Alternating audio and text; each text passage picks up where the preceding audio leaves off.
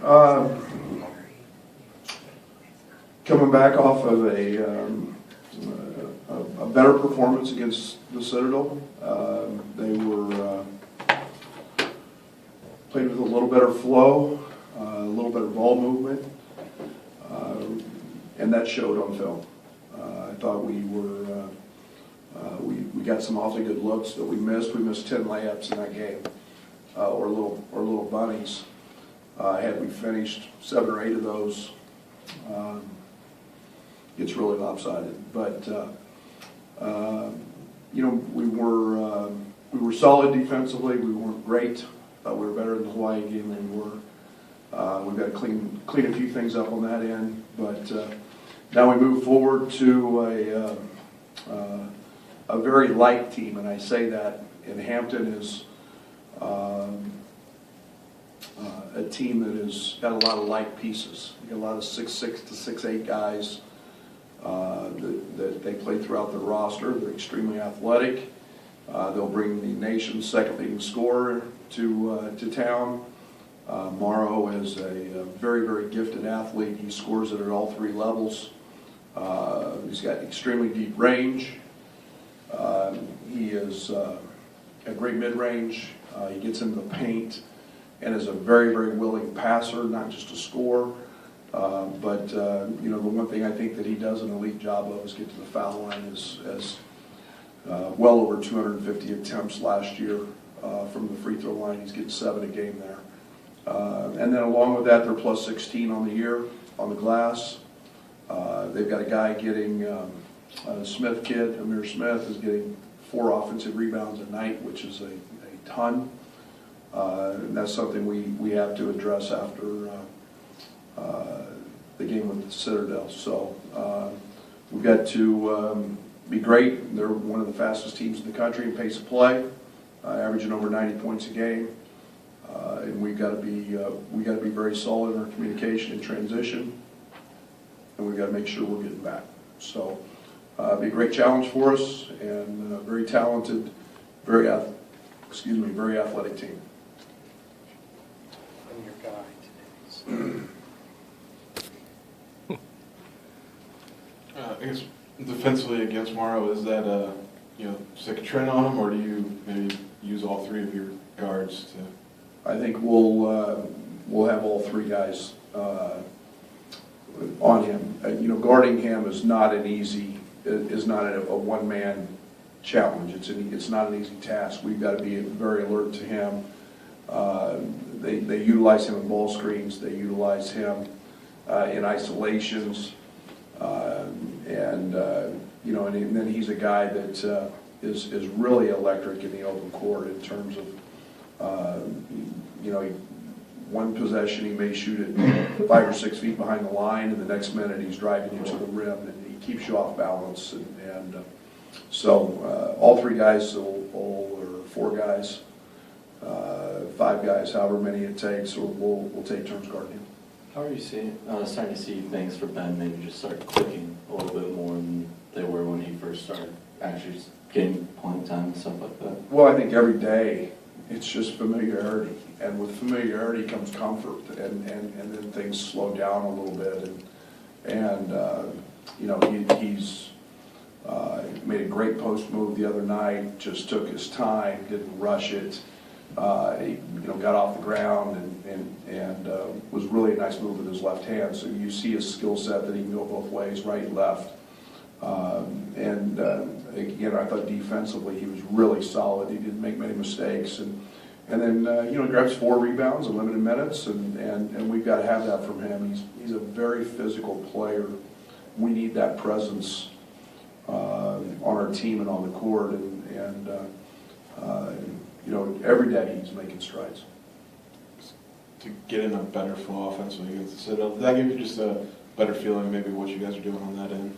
Yeah, no doubt. I mean, I think we get sometimes we get stuck.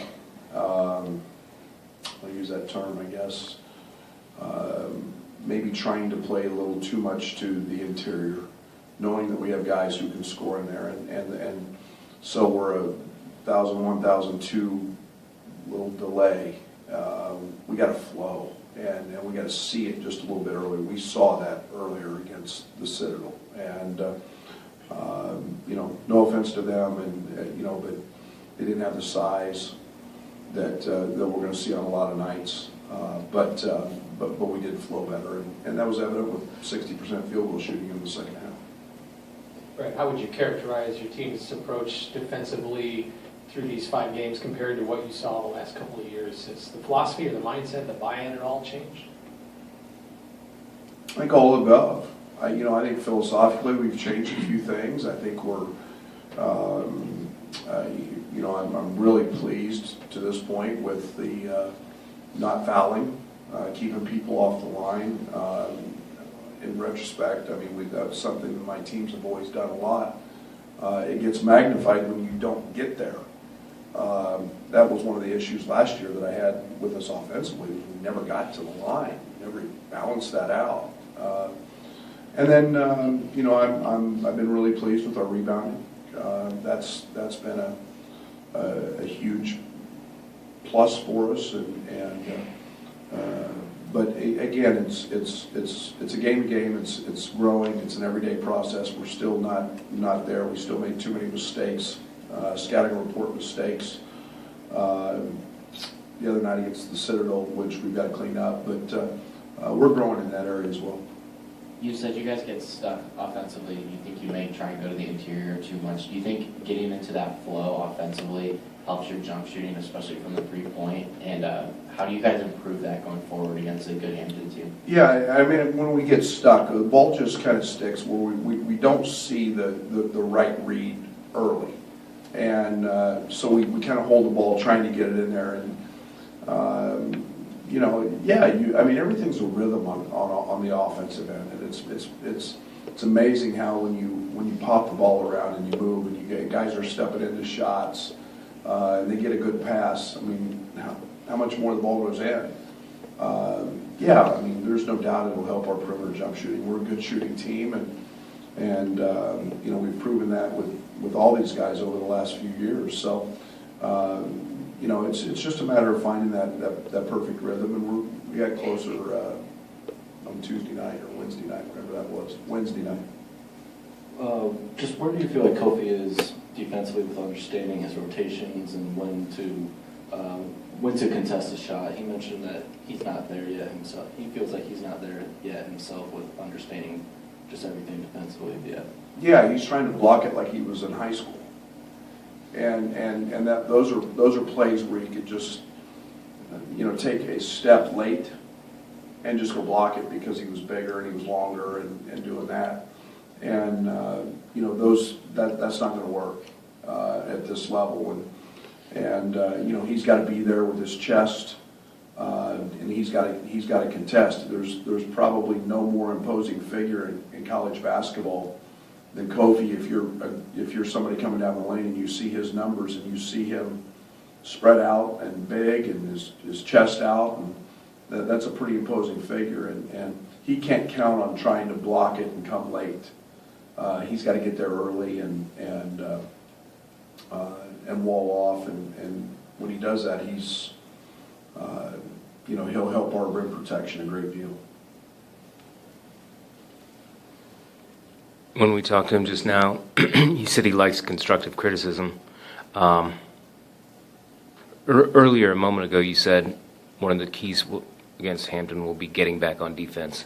And I think there was one time the other night when he made a nice offensive play and didn't hustle back to the other end, and he got away with it. But is that one of the things he needs to fix? Yeah, I think one of the things that we challenge Kofi with every day is he needed to feel that extreme fatigue that goes with playing hard and learn to play through that. And that's something I'm not sure how many times in his life he's felt.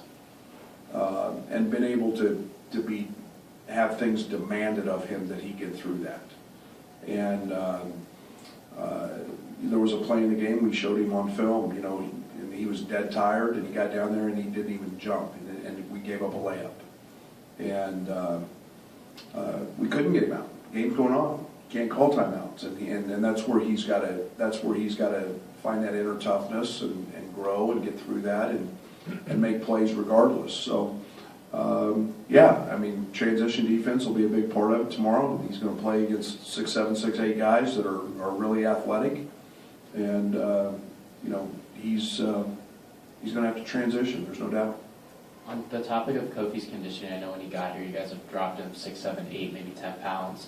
Has he surprised you with how many minutes he can play? I know you've said that you want to get him in shorter stretches, but he seems to do okay, I guess, playing 5, 6, 7 minutes at a time, and then he gets tired later on in those stretches. How do you fix that? I know you're trying to push him and get him better conditioning. We've got to monitor around timeouts a little better.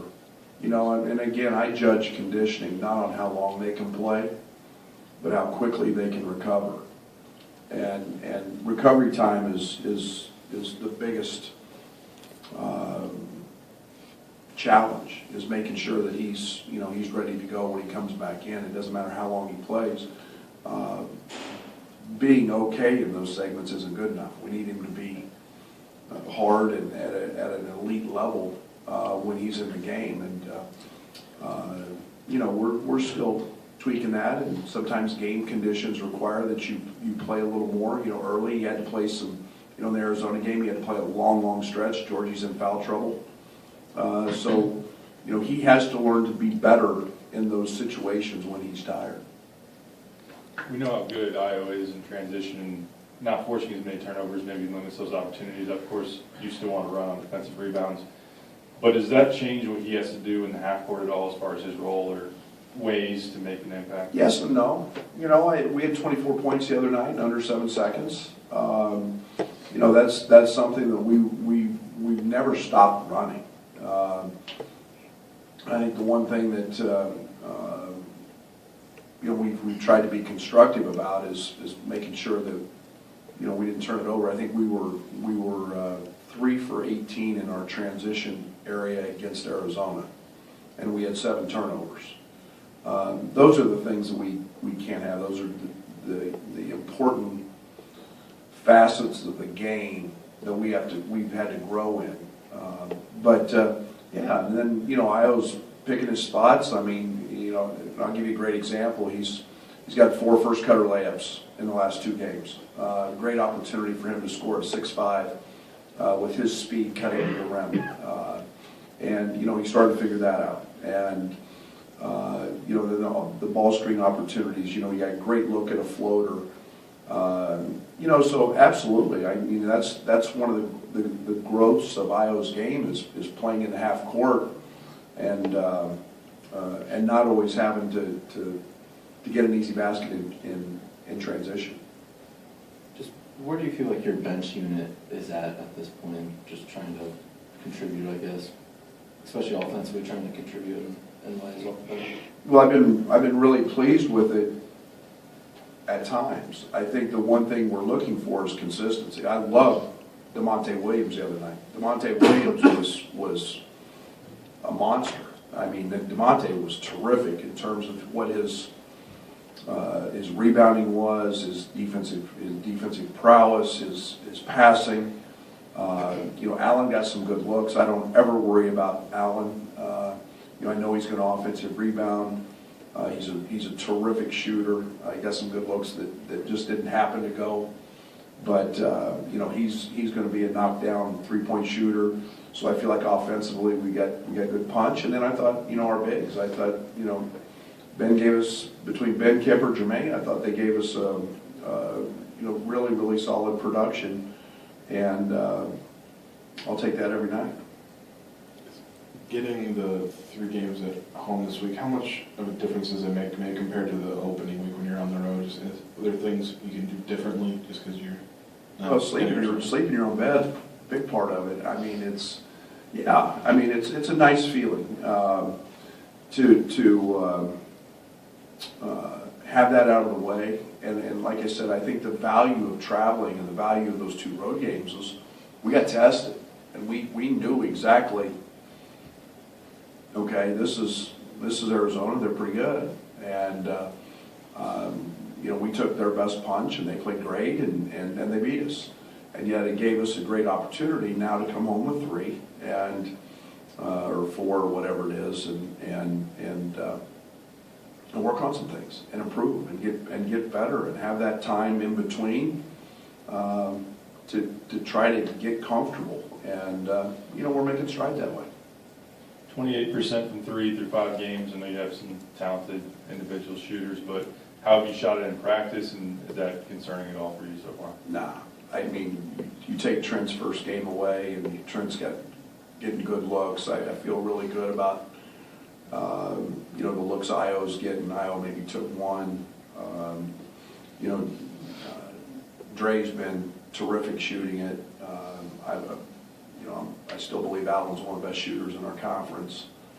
I think we went through this a little bit last year where we didn't make him early. We're trying to get in here more in the State Farm Center to get more shots, get more reps, and we've spent more time on it. To be quite honest, we haven't spent enough time in this building, probably getting enough shots, and we've really worked on that here the last couple of days.